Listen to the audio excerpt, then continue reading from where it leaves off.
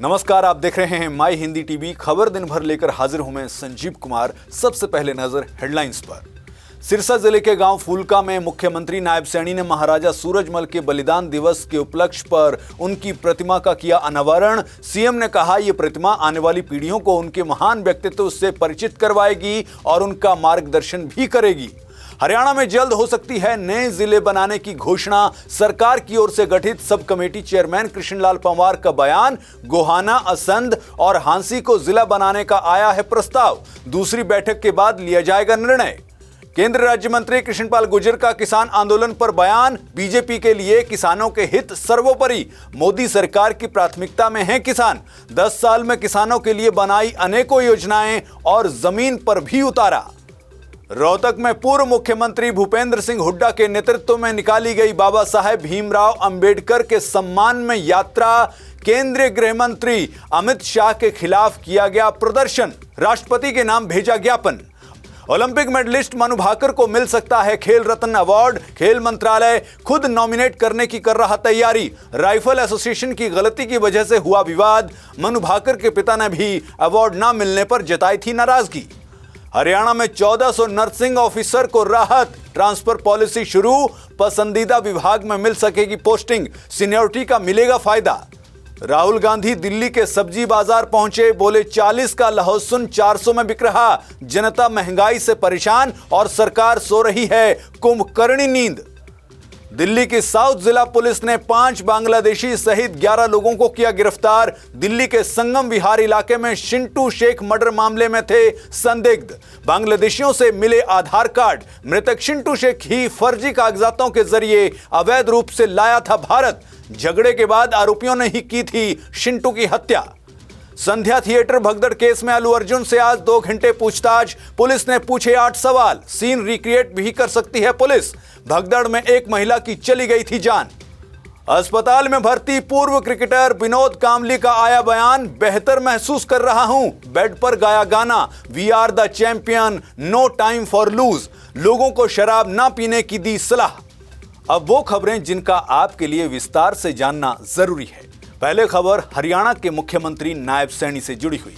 सिरसा जिले के गांव फूलका में वीर योद्धा और जन कल्याण के प्रतीक हिंदू हृदय सम्राट महाराजा सूरजमल के बलिदान दिवस के उपलक्ष्य में आयोजित कार्यक्रम में महाराजा सूरजमल की प्रतिमा का अनावरण किया गया। सीएम नायब सैनी ने इस मौके पर कहा कि साहस, न्याय और लोक कल्याण के प्रतीक महाराजा सूरजमल वीरता के साथ साथ महान कूटनीतिज्ञ भी थे।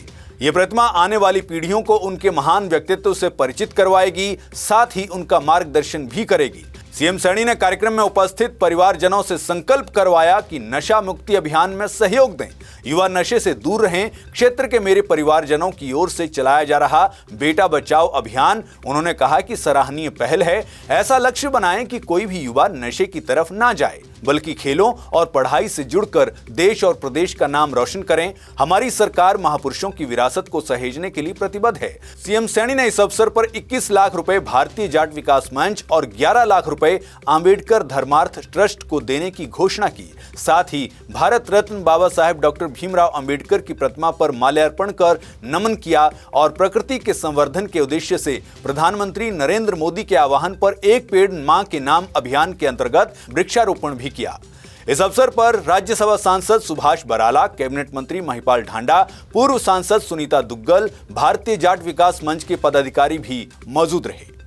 अगली खबर की ओर बढ़ते हैं। हरियाणा प्रदेश में जल्द ही नए जिले बनाने की घोषणा हो सकती है। यह कहना है हरियाणा सरकार की ओर से गठित सब कमेटी के चेयरमैन कृष्णलाल पंवार का। उन्होंने बताया कि गोहाना, असंध और हांसी को जिला बनाने का प्रस्ताव आया है। एक बैठक हो चुकी है और दूसरी बैठक जल्द ही होने वाली है।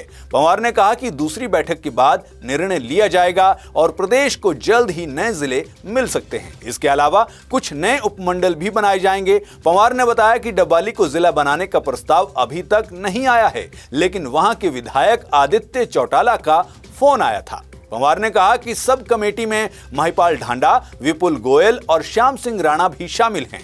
कमेटी उन प्रस्तावों पर विचार करेगी जो उन्हें मिलेंगे, यानी जल्द ही हरियाणा को नए जिले मिल सकते हैं।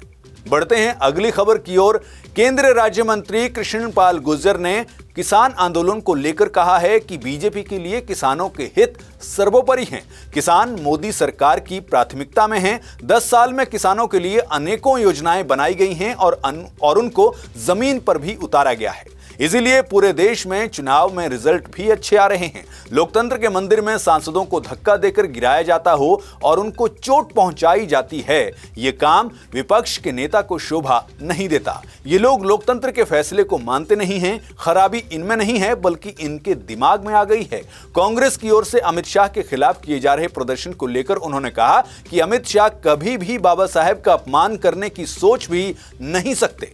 केंद्रीय राज्य मंत्री कृष्णपाल गुर्जर फरीदाबाद के सेक्टर 12 स्थित विकास कार्यों की समीक्षा बैठक लेने के लिए पहुंचे थे, जहां पर सभी विभागों के अधिकारी भी मौजूद रहे। विकास कार्यों में कमी को लेकर उन्होंने अधिकारियों को लताड़ भी लगाई। उन्होंने दिल्ली चुनाव को लेकर कहा कि दिल्ली में भी बीजेपी की जीत होगी। अब बात अगली खबर की करते हैं। अगली खबर ओलंपिक मेडलिस्ट मनु भाकर से जुड़ी हुई है। पेरिस ओलंपिक में 2 ब्रॉन्ज मेडल जीतने वाली हरियाणा की शूटर मनु भाकर को मेजर ध्यानचंद खेल रत्न अवार्ड मिल सकता है। हालांकि खेल पुरस्कारों के लिए शॉर्टलिस्ट किए गए खिलाड़ियों में मनु भाकर का नाम नहीं था, जिस पर मनु भाकर के पिता रामकिशन भाकर ने सवाल उठाए थे। उन्होंने कहा था कि खेल रत्न अवार्ड के लिए मनु की उपेक्षा की गई है। उन्होंने कहा था कि भारतीय ओलंपिक के इतिहास में मनु पहली ऐसी खिलाड़ी हैं जिन्होंने एक ही ओलंपिक में 2 मेडल जीते हैं, लेकिन फिर भी मनु की उपेक्षा की गई है। बहरहाल रिपोर्ट्स की माने तो बताया जा रहा है कि national rifle association of India ने मनु भाकर का नाम खेल रत्न के लिए नहीं भेजा था, लेकिन इस पर विवाद के बाद अब एसोसिएशन नॉमिनेशन के लिए खुद खेल मंत्रालय के पास पहुंची है, जिसके बाद खेल मंत्रालय भी अब खुद मनु के नॉमिनेशन की तैयारी कर रहा है। आपको बता दें कि मंत्रालय आर्टिकल 5.1 और 5.2 के तहत मनु को नॉमिनेट कर सकता है। नियम में कहा गया है कि अगर खिलाड़ी खेल रत्न के लिए दी गई गाइडलाइंस को पूरा करता है तो खुद ही अपना नाम अवार्ड के लिए भेज सकता है। इसके साथ ही मंत्रालय के पास भी ऐसे 2 नाम भेजने के अधिकार होते हैं। फिलहाल कहा जा रहा है कि अभी नाम तय नहीं हुए हैं और 1 हफ्ते में पुरस्कारों का खुलासा हो सकता है। खेल मंत्री 1 या 2 दिन में इस पर फैसला लेंगे। ऐसे में फाइनल लिस्ट में मनु का नाम होने की पूरी संभावना है। मनु भाकर ने पेरिस ओलंपिक गेम्स में जो अगस्त-सितंबर महीने में आयोजित किए गए थे, उसमें डबल ओलंपिक मेडल जीते थे। वे 10 मीटर एयर पिस्टल इंडिविजुअल और मिक्स्ड डबल्स में तीसरे स्थान पर रहीं। उनके 2 मेडल के दम पर भारत ने पेरिस ओलंपिक में कुल 6 मेडल जीते थे। बहरहाल आज खबर दिन भर में इतना ही। दीजिए इजाजत, नमस्कार।